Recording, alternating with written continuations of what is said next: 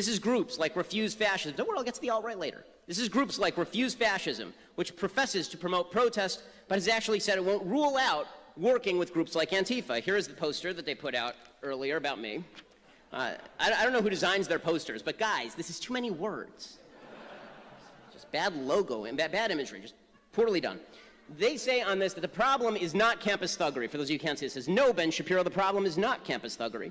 The problem is fascist intellectual thuggery in the service of the Trump-Pence fascist regime.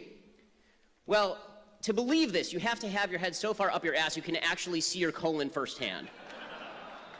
Let's define a few terms. First of all, fascist intellectual thuggery. Let's start with fascism. What exactly is fascism? Well, this is a term that gets thrown around a lot by people who have never read a book.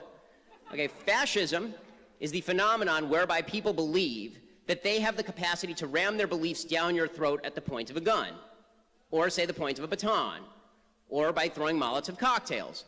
That's what fascism truly is. Fascism is even more of a tactic than it is an ideology. It's sort of vague in terms of ideology. You've had people on the left who are fascist, people like Stalin, and then you've had people who are on the European right, like Hitler, who's a fascist, who's actually closer to the traditional American left than he would be to the traditional American right.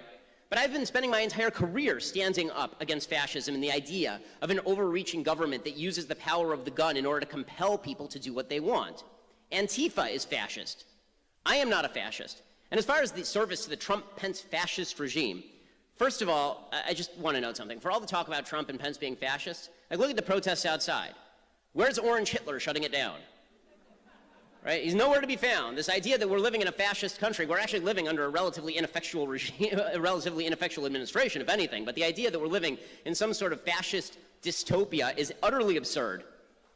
As far as the idea that, I'm a white supremacist in service to Trump-Pence, a couple problems there. One, as far as the service to Trump-Pence, again, I didn't vote for Trump or Hillary. I didn't vote for either of them, actually. So this idea that I am somehow a servant of Trump is absurd and requires you to be functionally illiterate. As far as the idea I'm a white supremacist, you see the thing on the top of my head, right? This funny hat. It's called a yarmulke. Hey, white supremacists aren't that fond of it, which is why I was, according to the Anti-Defamation League, the #1 recipient of white supremacist anti-Semitism on the internet among journalists in 2016.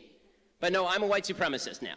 Because this is the way the left works, right? If you don't agree with them, everyone's a white supremacist. You're a Nazi, Nazis should be punched, and therefore it's totally fine to stand outside and try to shut down events if you can get away with it. They're not getting away with it tonight because the police have been allowed to actually do their jobs.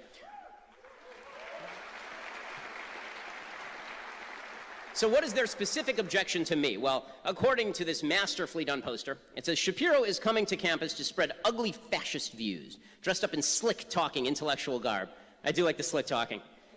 It says, this is harmful, exclamation point. He, along with fascists of many stripes, have targeted Berkeley because reversing Berkeley's radical history would be a major advance for the consolidation of fascism on campuses everywhere and throughout society. The reason I'm here, I've been asked this a lot, the reason that I am here is because fascism does not own this university. Because there are students who do want to hear differing views, who don't want to be told that they can only hear one view, who don't believe that the First Amendment should die under the jackboots and Birkenstocks of a bunch of anarchist communist pieces of garbage.